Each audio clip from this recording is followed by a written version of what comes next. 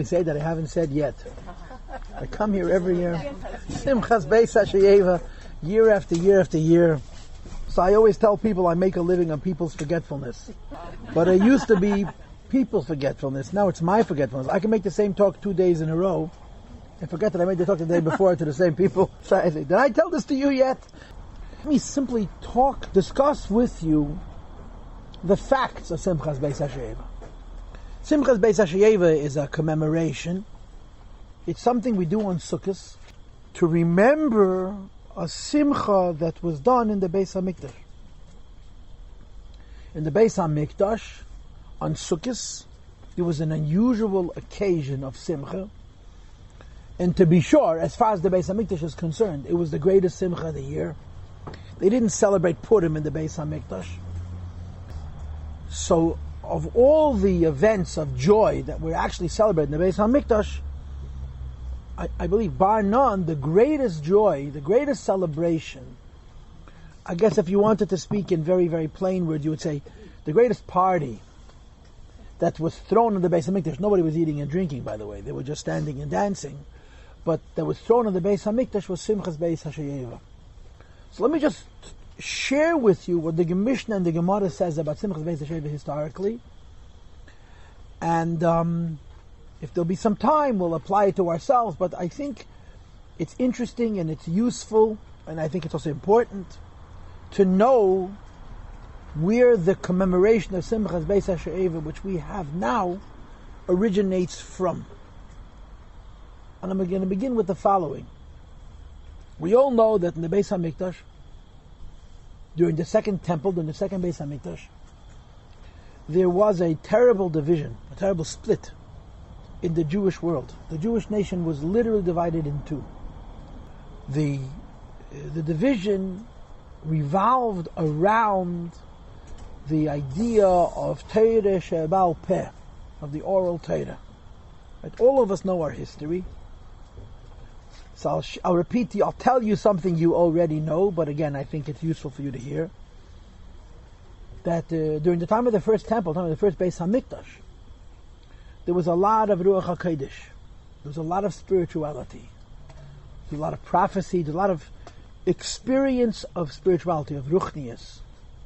Halacha, the law, came from the spirituality.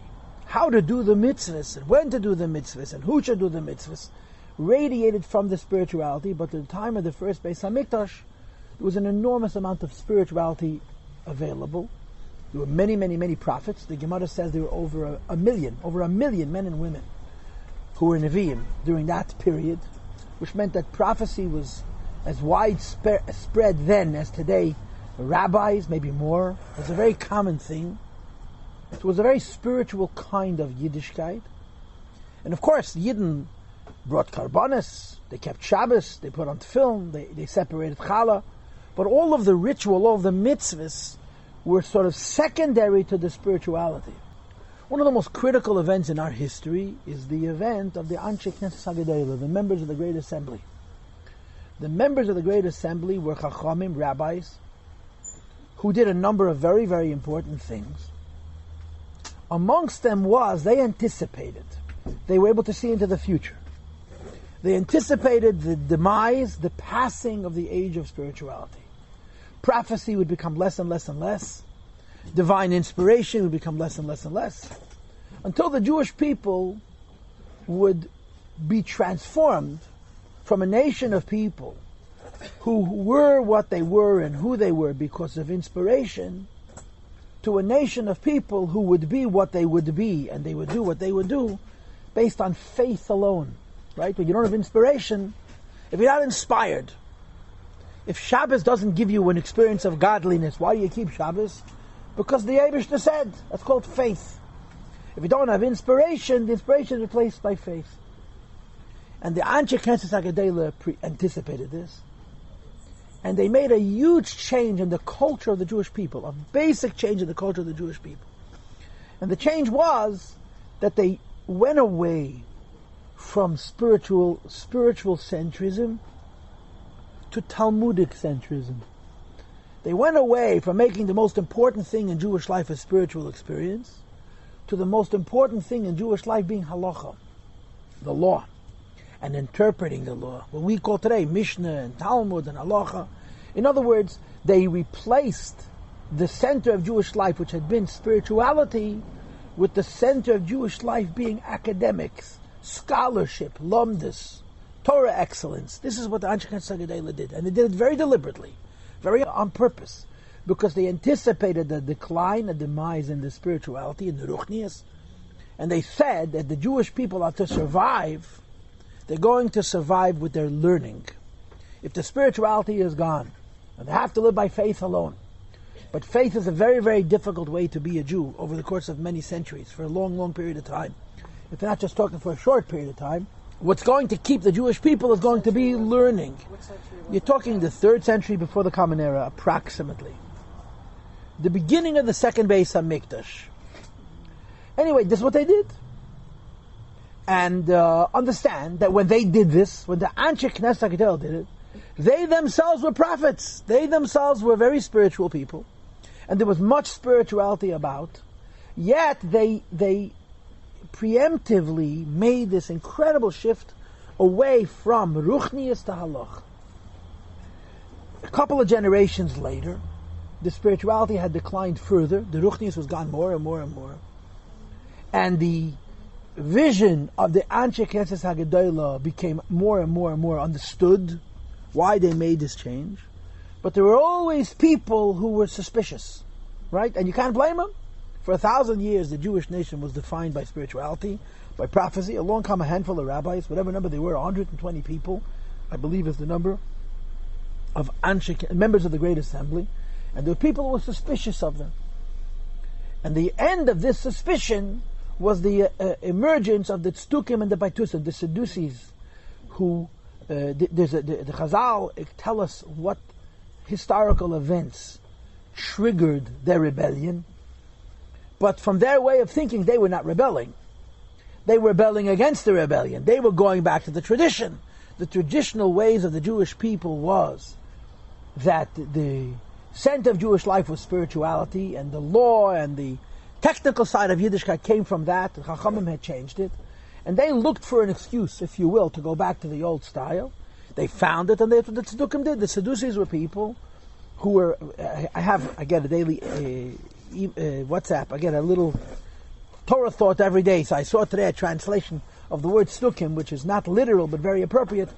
The literalists. They translate the Torah literally. They wanted to continue the priority in the Jewish life to be spirituality, which simply could not happen because the circumstances in the world did not allow for the same kind of Ruach HaKodesh to occur.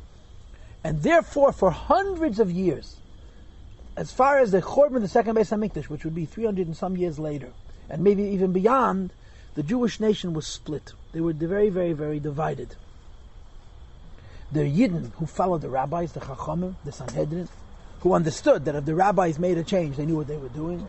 And the Yidden who had their own approach. They had their own leaders, their own approach, their own books, and so on and so forth. Now, the problem was, there was only one Beis HaMikdash, one temple, one Kohen Gadol. And all the services in the Beis HaMikdash could only be done in one way.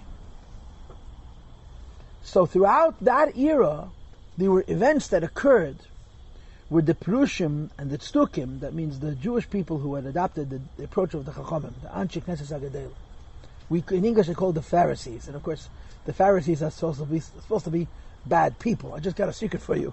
Where are the Pharisees? The Sadducees are gone. They don't exist anymore. They became the early Christians. So if you can deal with that heartbreak, if you can't deal with that heartbreak, we won't call them Pharisees, we'll call them Perushim. And for hundreds of years they had to deal with this contention. I'll give you a very, very striking example. A Kohen Gadol, a high priest, went into the Holy of Holies alone. Nobody knew what he was going to do there. Because not only could nobody be in the Holy of Holies, nobody could be in the room adjacent to the Holy of Holies. The rule was that when you brought Keteiros, 2 rooms had to be evacuated. Nobody could be with the Kohen in the room where he brought the incense, and nobody could be in the next room either. The problem was, there was an argument about one of the details of what happened in the Kodesh HaKadoshim on Yom Kippur between the Tzdukim and the Perushim. So out of you, and no one knew. You could be a Kohen Gadol and everyone thinks you're a big tzaddik and you're a tzduki. So out of Yom Kippur, they would make the Kohen Gadol swear that he would do what they tell him. He would do what the Chachamim say in terms of how he would do the Avodah in the Kodesh HaKadosh. And a vow, an oath, the tzdukim agreed is biblical. You understand? The Sadducees agreed that if you make a promise, make an oath, you have to keep it. So even if they had their own interpretation of what should be done in the Holy of Holies, once he made an oath that he would do what the Chachamim said, he was bound by that oath. So the Mishnah says they would take the Kohen Gadol and they would make him swear that you can do what we tell him. And then it says, Hu perish ubeicha, v'heim perish ubeichem. He would go to the side and he would cry. The Chachamim who made him swear would go to the side and they would cry. He cried that they accused him of being a tzduki, and they cried that they had to suspect that he'd be a tzduki. And there's a lot of things that happened in the Beis HaMikdash where this contention, this issue became an issue. So what did the Chachamim do? Anything that was a contention between the tzdukim and the prushim, they made it into a big deal. The smallest little details that used to happen in Jewish life, if the tzdukim objected, had a different approach, so the prushim made a tzimis out of it. You can't imagine. The biggest issue was made from any of those things that it was known that the tzdukim opposed, so the prushim would make from it the biggest party. One of the examples of this was Beis Hashoeva. Everybody knows, you learn it in the Chumash, that whenever they brought a carbon, they would also bring a meal offering of flour and oil, and a libation of wine, of yayin. This is in the Chumash. This is biblical. Nobody debates this. And of course, the logic is when you eat food, you drink wine. The food tastes good. The wine is supposed to make you feel happy. In other words, you have to drink wine in a way which contributes to the meal and doesn't destroy it. So if just as a human being would eat food, along with his meal would come a tasty wine that should bring joy to that event, so when that God Almighty Kvayachol, when the Eibishter, so to speak, is eating food, along with the food came yayin. This makes sense. But there was a tradition that they used to pour water on the Mizbeach. And the water is not in the Chumash. There's no source for pouring water on the Mizbeach in the Teresh Beksad. There's no source for it. Now I want you to understand, at least according to the Rambam, and the Rambam is a pretty good at least, if you know what I'm saying, yeah? That Halach al Moshe Misinai means that for the whole history of the first Beis HaMikdash, they were pouring water on the Mizbeach. They had always been pouring water on the Mizbeach. The tzdukim came along and they were challenging an existing tradition. It wasn't a new tradition. Jews had always came Sukkot for the 7 days of Sukkot, from the first day of Sukkot till the 7th day of Sukkot, which this year would be from Thursday, Friday till Wednesday. Those are 7 days, including Hoshana Rabbah. Every day, in addition to pouring wine on the Mizbeach, they poured water on the Mizbeach. Jews had always been doing it. And when the Tzdukim rebelled against this change of center that the Anshe Knesset Sagdel had introduced, and they became literalists, they wanted to be even more literal than the traditions that they knew they had in the time of the first Beis HaMikdash. And they said, excuse me, no place in the Torah is it written that you're supposed to pour water on the Mizbeach. We're canceling it. This was some guy came along, he had a funny dream, or he thinks he had a vision. He said he should pour water on the Mizbeach. It doesn't say in the Torah, we're not doing it. So Beis Hashoeva became an incredibly big deal. That's the technical side of the story. That when they would collect the water to pour on the Mizbeach, it was a huge situation. There was a stream outside Yerushalayim called the Shiloach, and they made a parade to go and collect Gimel Lugim Mayim. Gimel Lugim, it's not a lot of water. Gimel Lugim Mayim, a Lug is Dalet Beim, so Gimel Lugim Mayim is the equivalent of 12 eggs. 12 eggs. How much is 12 eggs of water? How much is it? It's not 1,000,000 pounds. It's not gallons and gallons. It's a small amount of water. Gimel Lugim. A Lug is Dalet Beim, I believe. I think so, yeah. That means 3 times 4 is 12. The equivalent of 12 eggs of water. They would go down to the Shiloach. They would gather it in a special golden basin or decanter or jug. They would carry it back into the Beis HaMikdash. But there was a parade going, and there was a parade coming, and there was a whole approach how they had to tell the the person who was drawing the water that he should draw the water, and then they would draw the water. They would march to the streets of Yerushalayim. They would periodically stop and blow a shofar. They came into the Beis Hamikdash. They blew a shofar. They brought it into the Beis Hamikdash, and all they did was pour the water. Service over. That was the whole situation. In other words, Beis Hashoeva was much, much more the drama than the event. The event was a simple event. They took a little water, they poured it on the Mizbech 7 days out of the year, that was it. But the Beis Hashoeva, the drawing the water, became a big parade, a big deal. So every morning, they would leave the Beis Hamikdash from the east, they would go down the hill, down the Har HaMoriah, they would go through the city of Yerushalayim, they would come to the Shiloach, they would fill it, and they would come back in through the eastern gate. And there was a whole big party made out of drawing the water. And again, technically, the reason for this entire drama, this entire shturim, was to counteract the fact that the Tzaddukim had so opposed it, and they poured the water in the Mizbeach. But then they added something more. What was that? There's a whole night anticipation. The night before, because they know that in the morning, when it becomes day, they're going to go down to the Shiloach and draw a little water and pour it in the Mizbeach, they verbring the ganze Nacht. Simchas Beis Hashoeva was the joy, anticipating the fact that in the morning they're going to go down to the well and draw a little water. That's what Simchas Beis Hashoeva means in plain words. Now let me explain this technical stuff to you. On Shabbos, they couldn't go draw water for a number of reasons. So they went before Shabbos. Before Shabbos, they went down to the well, to the Shiloach, they would draw the water, they would bring it into the Beis Hamikdash.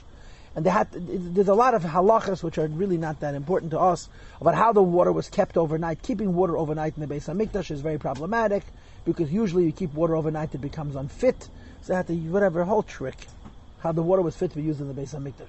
In addition, when they added, in addition to the celebration of Beis Hashoeva, Simchas Beis Hashoeva, in other words, in addition to the big parade of drawing the water, the joy associated with drawing the water, which was a whole night affair, Simchas Beis Hashoeva had a very, very, very strict structure, protocol. It was all done with great management. It wasn't a free-for-all. You have to understand, this is in the Beis Hamikdash. It was in the Ezras Nashim, in the women's courtyard, which is not the largest open space in the Beis Hamikdash, but it was a pretty large space. But it was a holy place, and people couldn't misbehave. So first of all, they would actually build a balcony. They would build a balcony every year, Matzah Sukkos, the first night of Sukkos. I'll explain to you why the Matzah is the first night of Sukkos. The first night of Sukkos, there was no Beis Hashoeva. The first night of Sukkos, there was no Simchas Beis Hashoeva. There was Beis Hashoeva, but there wasn't Simchas Beis Hashoeva. Because Simchas Beis Hashoeva involved making fires, and making fires involved malacha, things you're not allowed to do on Yom Tov. So whether it was Shabbos or it was Yom Tov, there was no Simchas Beis Hashoeva. Which meant to say, they poured water on the Mizbeach 7 days, but they could not celebrate more than 6. If the first day Sukkos was Shabbos, so Shabbos and Yom Tov was the same day, so the next 6 days, Sunday through Friday, they were able to celebrate Saturday night, Matzah Shabbos, Sunday night, Monday night, Tuesday night, Wednesday night, Thursday night. If the first night of Sukkos was not Shabbos, so they lost 2 nights of Simchas Beis Hashoeva, because you couldn't celebrate the first night because it's Yom Tov, and you couldn't celebrate Friday night because it was Shabbos. So Simchas Beis Hashoeva, the Mishnah says, was either 5 days or 6 days. But the pouring, the libation, the pouring the water on the Mizbeach was actually done 7 days. So they would put up a balcony, and the women were on top and the men were below. The Chazal say that they tried different ways of keeping the men and women separate, and it didn't work out well. First, the men inside, the women outside, that didn't work. So the women inside, the men outside, that didn't work. So they put the women in the balcony and the men below. And the most striking feature of Simchas Beis Hashoeva in the Beis Hamikdash was that almost nobody participated. In other words, 99% of the people who came to Simchas Beis Hashoeva were spectators. You're in the house of God. You know, even in a shul, a person is supposed to behave, right? Unfortunately, you go to a shul, you get comfortable, you start thinking it's your living room, or forget. In your living room, your wife is going to scream at you, right, if you make any trouble. In the shul, your wife's not around. I know I'm speaking to the wives, but you get the point. Yeah. In the Beis Hamikdash, people had an incredible sense of respect. And some of them maybe had respect because they wanted to live another year. You understand? It's a holy place. So it wasn't a free-for-all. You came and you stood. they would build these gigantic platforms, 50 amas high. 50 amas is like 70 or 80 feet tall. On the top of these platforms, they would put up torches, 4 torches on each platform, and the torches would hold huge quantities of shemen zayis, of olive oil, and they would make very, very large fires. The Gemara says, the Chazal tell us that the fires that they would make on these torches, on the top of these platforms, were so bright that anybody, any place in Yerushalayim, could read the fine print on a coin. Oh, wow. And in other words, it literally made that gives an idea how many of these platforms they had, and how many of these torches they had. The fires were very, very bright, that any place that you could read the fine print on a coin. That's how bright it was. It was meant to be very dramatic. It was meant to be very exciting. It was meant to be very, very, very impressing and very impressive. Simchas Beis Rivka, the Kohanim would run up vertical ladders, straight up a vertical ladder, 50 amas tall, carrying a basin with 30 lug of oil, which is a lot more than 3 lug of oil. That's an awful lot of oil, yeah? If 3 lug is 12 eggs, what I say, 3 lug 12 eggs, yeah? So 30 lug is 120 eggs. That's a consider. They would 10 dozen. 50 amas vertically, straight up a ladder to the top. They would fill these basins with olive oil. They would light these torches, and it was bright. And then there was a ceremony which lasted a whole night. People would juggle fire, torches, flames. Some would juggle 4 and some would juggle 8. You had to be very, very qualified to do these kinds of things. But the people who actually participated in the Simchas Beis Hashoeva were called Chasidim and Anshei Maaseh. Chasidim and Anshei Maaseh. Chasidim means people who have chesed, of great kindness, great righteousness. And Anshei Maaseh means people who had many good deeds. But it wasn't common people that actually participated. In other words, the jugglers were Tanoim and Amirim. They were very holy people who themselves were at a very, very high spiritual level, that they were permitted, or they were comfortable, or they were inspired to be able to demonstrate this kind of a joy, even though they're in the courtyard of the house of God Almighty. That's how it was. So the Chasidim and Anshei Maaseh, they did the dancing, and everybody else stood around and they sang, and there was an energy. There was an energy of Simcha, which is extraordinary. It was very, very, very, very special. Now, I just want to mention that Chasidim and Anshei Maaseh, these 2 categories of people who are participating in Simchas Beis Hashoeva, there's different ways of understanding what these 2 categories of people were. But one of the ways of understanding the difference between Chasidim and Anshei Maaseh is that it was tzaddikim and balei tshuva. Chasidim means tzaddikim and Anshei Maaseh means balei tshuva. But balei tshuva, who after they did tshuva, didn't do any more avedas, you understand? They remained tzaddikim. Tshuva is higher than a tzaddik, the Gemara says. The halacha is, right? So these are the kinds of people that participated in Simchas Beis Hashoeva. And the Gemara says that this dance went on 7 nights. Rabbi Yeshua ben Chananya, one of the great Tanoim, who lived during the last generation before the Beis Hamikdash would be destroyed, was a witness to Simchas Beis Hashoeva. He participated in it, and he recalled it. His testimony is quoted in the Gemara. And Rabbi Yeshua ben Chananya said, we didn't sleep for a week. And he gives you a calculation of what happened during the course of the day, what happened during the course of the night, and there was pushed no time to lay your head in the bed. So the Gemara says that's impossible.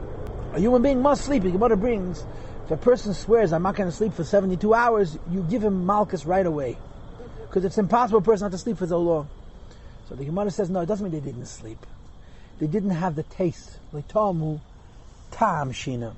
They didn't enjoy the pleasure, the delight. They couldn't sleep in a way that was anything other than keeping themselves alive. They would lay their head on the shoulder of the person sitting next to them, and they would sleep as the celebration was going on, and they would sing and dance a whole night, and celebrate what? They're pouring a little water on the mizbeach. In other words, they made a very, very, very big simcha out of arguably something which is of very, very, very little significance in itself. And like I said to you before, technically, the reason they made such a big simcha out of such a little thing is because the tzdukim opposed it. But there, of course, must be more to it. There must be more to it. So I want to share a number of insights. You should know I make this trek every year, and every year I bring the Gemara. And every year I'm sitting in the car, I learn the same Gemara over. So now I'm sharing with you the Gemara. A number of Gemaras. One of the Gemaras which is very, very meaningful to me personally is that in Simchas Beis Hashoeva they would sing. What did they sing? Some of them would sing, the tzaddikim would sing, Ashrei Yalduseinu Shalei Bisha Ziknaseinu, which means fortunate is our youth, that it hasn't shamed our senior years, our adult years. And the Bali Tshuva would say, Ashrei Ziknaseinu Sher Kipra Yalduseinu. The Baal Tshuva would say, fortunate is our adult years that atoned, that corrected, that cleaned the frivolousness of our youth. And then, of course, the rest of this you know because it's a Lubavitcher song. Elu ve'elu emrim ashrei mi shalei chata. Everybody would say it's always better if you don't sin. U'mi shechata yashar. But if you sinned, you can always do tshuva. This was the song that the Gemara says that they sang in Simchas Beis Hashoeva. This is the song they sang in Simchas Beis Hashoeva. So here's something very, very striking emerges. They're making this party. Why? Because the Tzdukim didn't think you're supposed to pour water. So they made a very big deal out of what was called Beis Hashoeva, drawing the water. Once they made a big deal out of Beis Hashoeva, they said that wasn't enough. They made even a bigger deal out of Beis Hashoeva by adding Simchas Beis Hashoeva. But what were they celebrating? They were celebrating tshuva. They were celebrating the idea of tshuva. What's the connection between Simchas Beis Hashoeva and tshuva? It's very simple. It's 5 days after Yom Kippur. Yom Kippur is Keit Slichul Mechil. Yom Kippur is the ultimate day for tshuva. Yom Kippur is the time of tshuva. When it came Sukkot, and Yidden celebrated the special connection they had to the HaKadosh Baruch Hu, what did they sing? If I may use plain words, they said, thank God we're Jews. Thank God we're Jews means we have a very special relationship with Eibishter. How special is our relationship with Eibishter? That even if we do a foolish thing, and we compromise our relationship, we corrupt our relationship, we ruin our relationship, we can repair it. This is an additional gift. An additional to the gift of Torah and mitzvahs, there's the gift of tshuva. And I'll share something with you which I just read about the Rebbe, which I found very interesting because I never knew before. There was a man named Kaganovich. Ever heard of Kaganovich? If you're Russian, you heard of Kaganovich. Kaganovich was a member of Stalin's inner circle. Stalin was one of the most evil men in history. Kaganovich was one of his closest people. The book that I read says that Kaganovich may be the Jew who's responsible for more death than any other Jew in history. That's how he categorizes him. No Jew killed more people. Kaganovich was an evil, evil man. And he was very close friends of Stalin. When Stalin died, they threw all of that elite away. People thought that they were all died or they were executed. And after Kaganovich lived till 90 in a beautiful suite in Moscow. He was an unknown, but he was still there, and he was still a Stalinist, and he believed he did the right thing, and so on. So the story is that a man came to the Rebbe. His name was Singer. He was the head of the UJA. I think he had the president of the UJA. And he traveled to Russia. And somebody brought him to Kaganovich's apartment and introduced him. A Jew. How many human beings did this man kill? It's indescribable. It's unimaginable. Jewish people, his own brother. I mean, it's very hard to describe how evil a person this man was. And he was as unrepentant as ever. He said he was a Stalinist. He felt that Stalin's need to bring Russia into the modern world required the Stalinist tactics, and he approves them all, and so on and so on. So this Singer had a yechidus with the Rebbe. He met the Rebbe.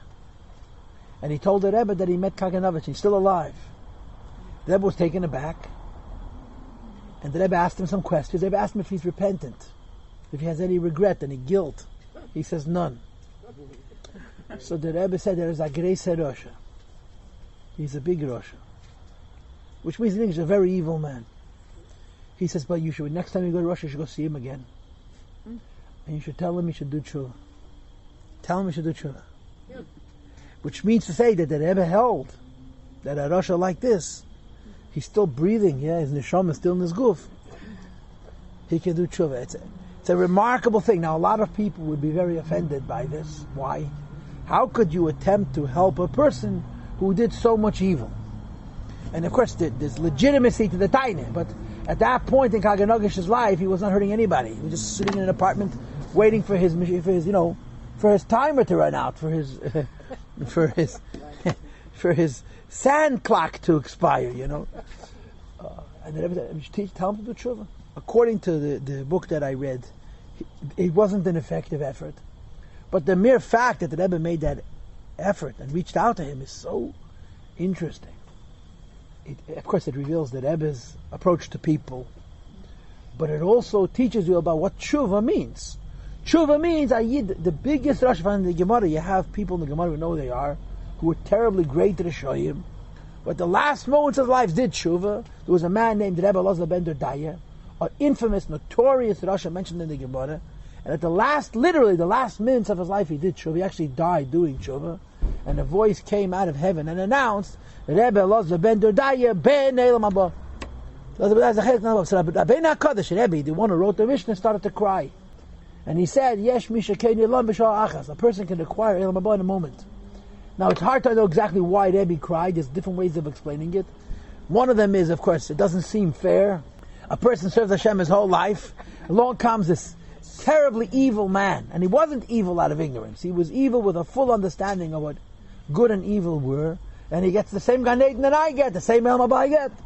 But there are other readings of these words of Rebbe, including crying tears of joy, Pashat, that a Yid can always do tshuva. So Simchas, Beis Hashoeva, what did they sing? What did they celebrate? What was the koch? Amaken Tshuvata. In other words, Simchas, Beis Hashoeva is a link to Yom Kippur.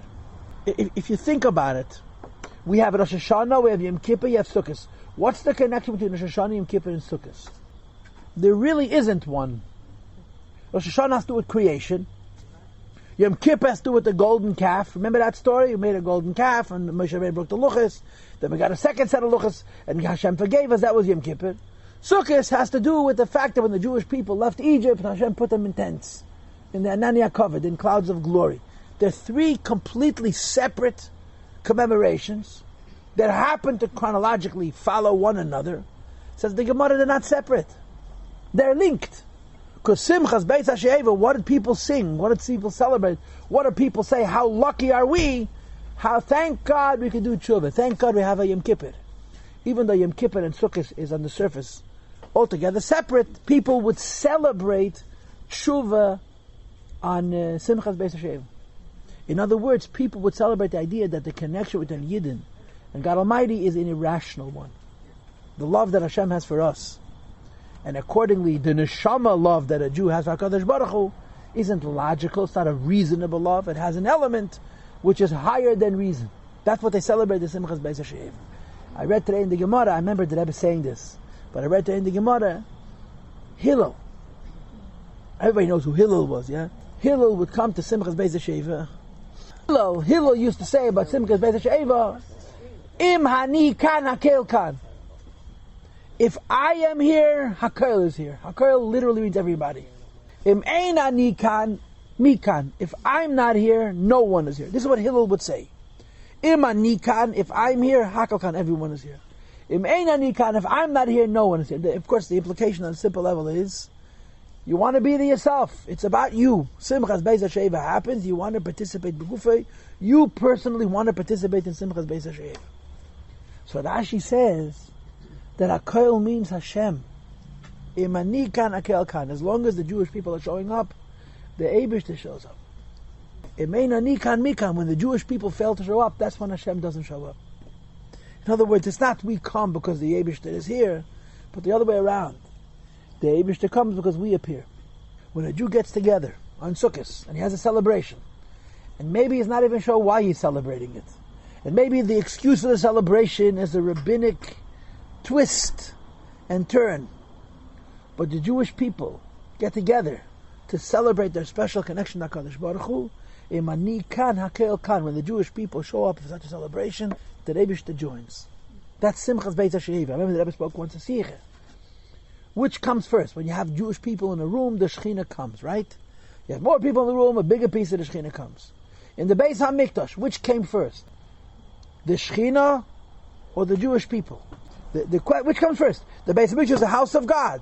In the house of God, the Shechina rests. That's why we come to the Beis HaMikdash, right? So which comes first? This is what the Rebbe says. This is the question. is the first the Shekhinah appears. That's where the Jewish people come.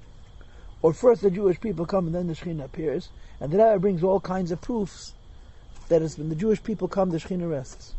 You have a Beis Hamikdash. Jews stop coming, the Shekhinah disappears. The building is standing. And that's what Hillel is saying.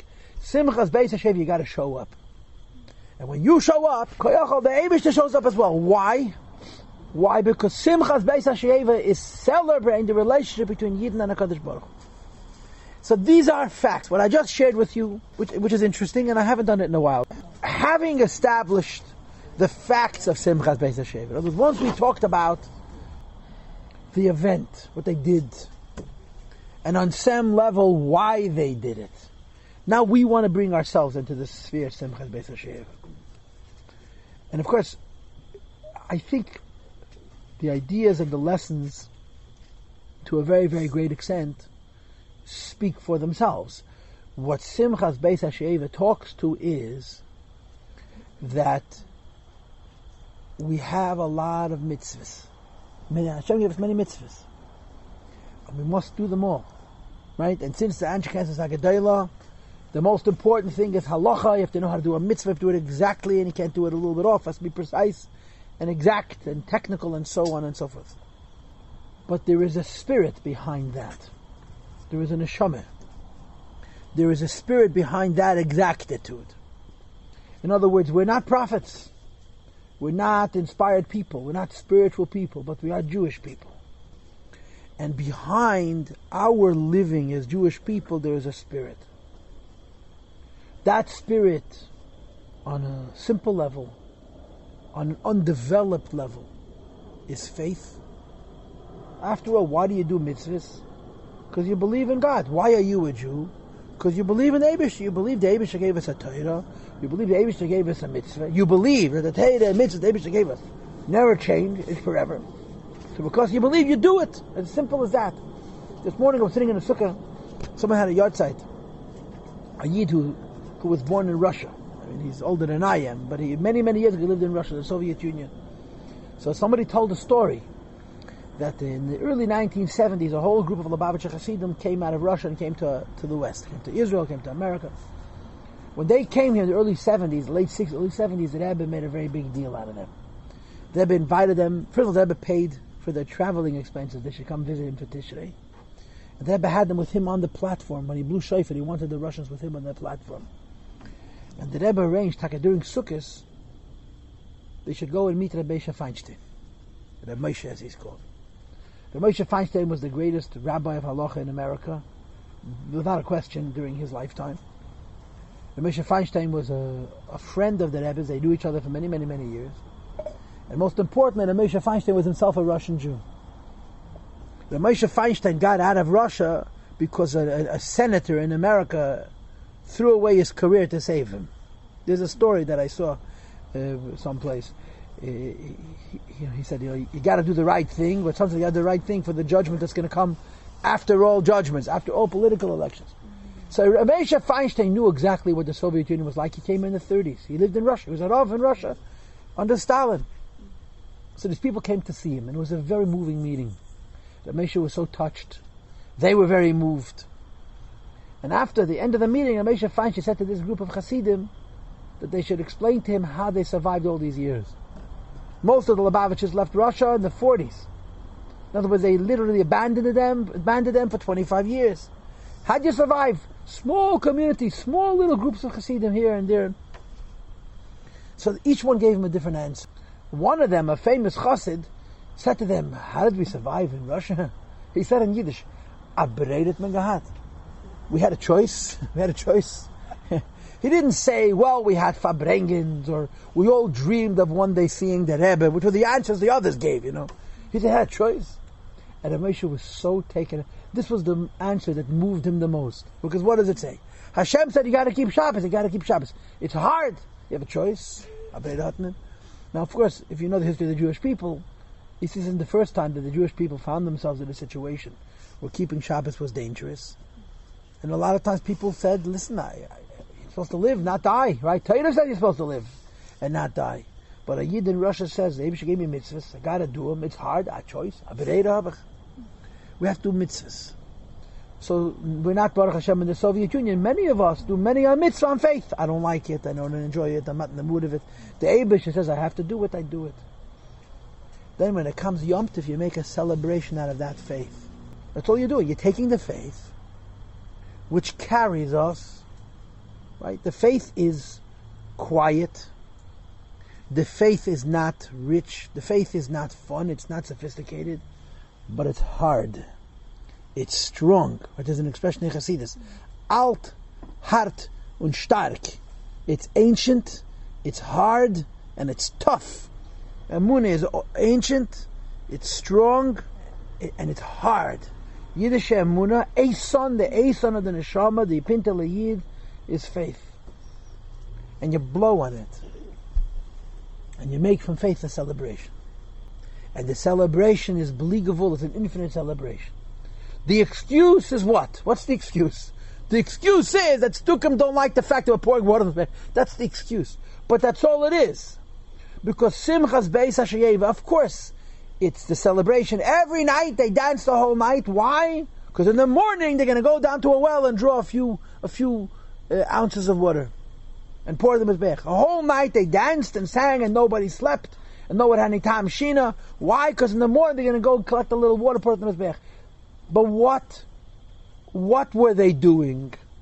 And what were they celebrating? They weren't celebrating water. They were celebrating what Hillel said. Imani kan hakel kan. They were celebrating that they have a very special connection to HaKadosh Baruch Hu.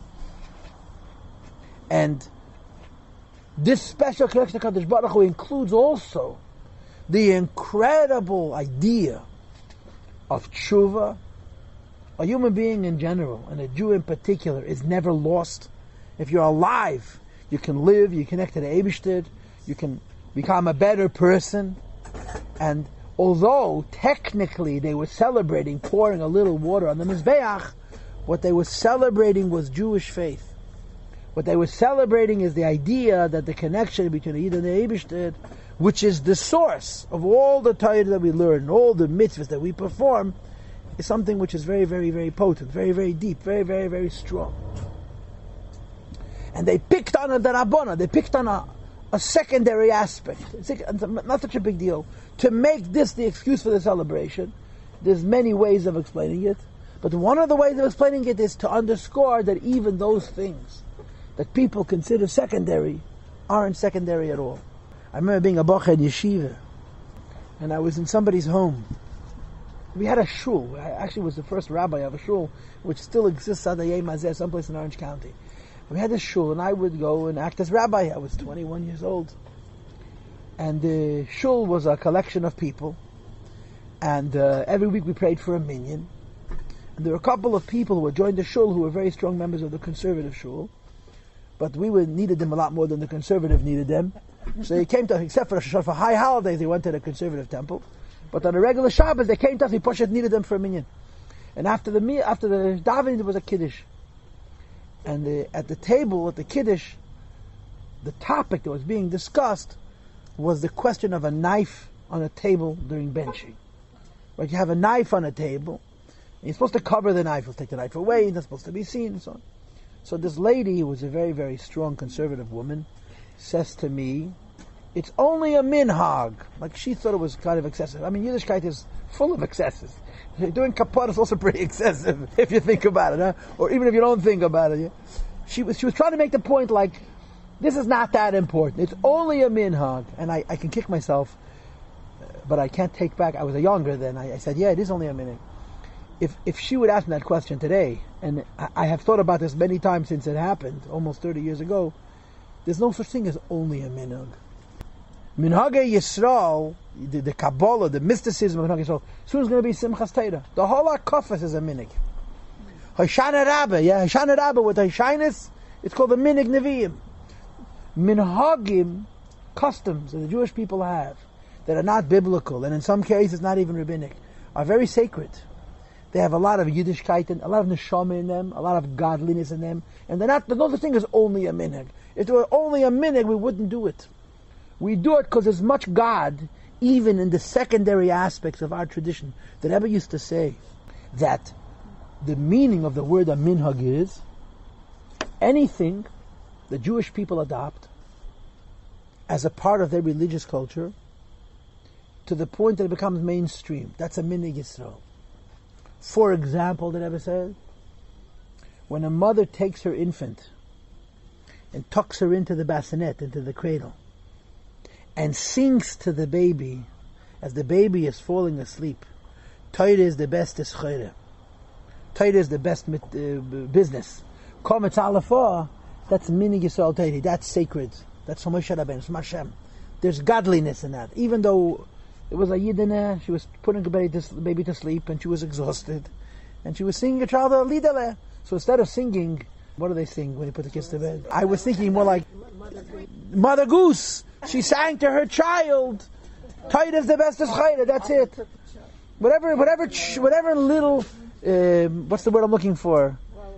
Lullabies that parents would think the children. She sang a lullaby about loving the Torah. Why? She loved the Torah. Her husband loved the Torah. Her family loved the Torah, and she wanted her infant to love the Torah. Says the Rebbe, it doesn't matter how the custom develops.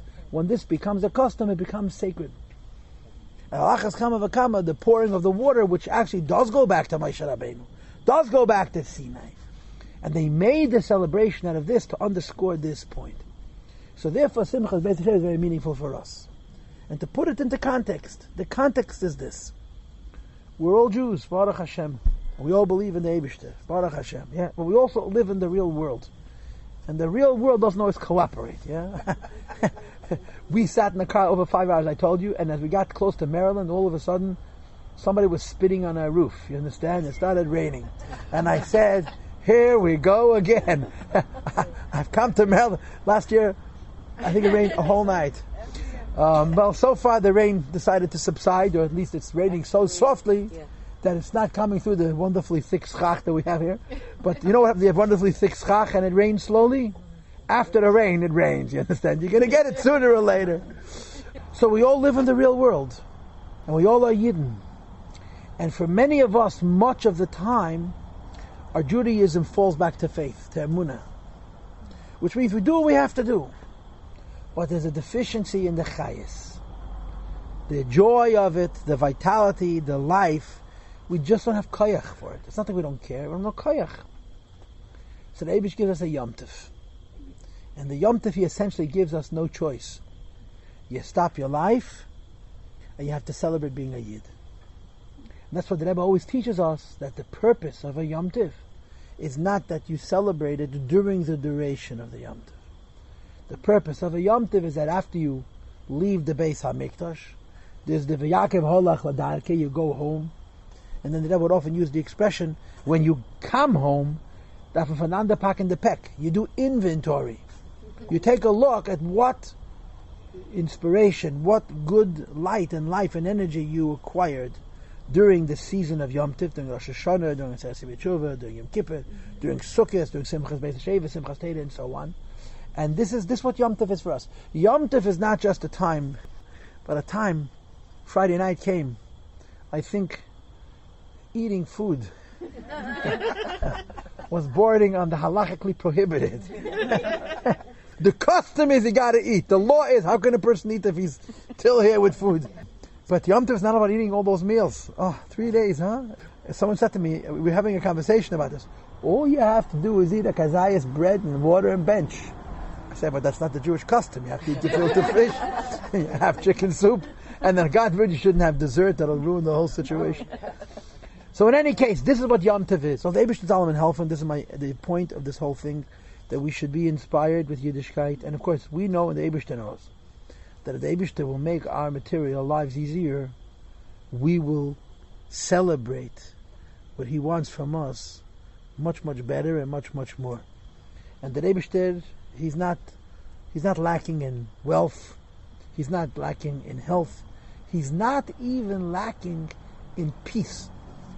You know, you can give a person money, maybe you can heal a person, but if a person is not at peace, if he's not at peace with his spouse, or with his children, or with his community, and of course the most difficult lack of peace to repair, to heal, is when a person is at lack of peace with himself. The Eibishter can heal that also. The Eibishter can help Machon. So listen, this is the deal, you know. We're not perfect people. At least some of us are not perfect people. Many of us are not perfect people. Perhaps most of us are not perfect people. But we want to be Yidden, and we don't want to be Yidden on faith alone. We want to be Yidden with joy, and that's what Sukkot is. And that's what Simchas Beis Hashoeva is. Hashoeva give us all a good year. Make it all easier on each one of us. A few notches, and then a few notches more, and we'll eat more food. Okay, a guten Mayid, and a guten Yom Tov.